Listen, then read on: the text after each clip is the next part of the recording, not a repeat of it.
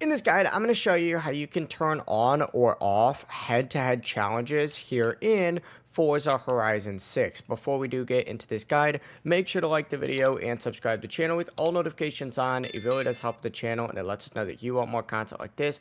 We'd greatly appreciate it. And if at any point throughout this guide you did have any questions, just ask them down in the comment section below and we can help you out further. I'm going to be doing my best to reply to every single comment down there. But first things first, what you need to go ahead and do is actually open up the pause menu. So go ahead and pause your game. Once you pause your game, go ahead and make sure that you're on the campaign tab. It should automatically put you on this tab. If it doesn't, just make sure that you tab over to it and then find the settings tab in here as well.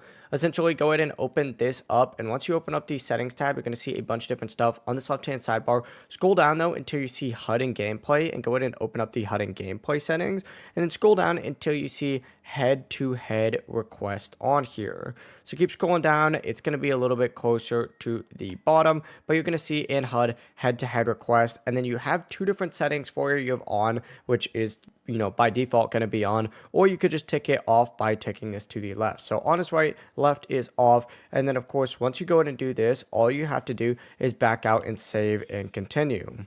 Now keep in mind, if you do disable it, other players will not be able to send you head-to-head challenge requests, but that's the full process right here. If you guys had any questions, just ask them down in the comment section below and we can help you out further. I'm going to be doing my best to reply to every single comment down there. Before you do leave this guide, make sure to like the video and subscribe to the channel with all notifications on. It really does help us out and it lets us know that you want more content like this. We'd greatly appreciate it. Have a great rest of your day though. Peace.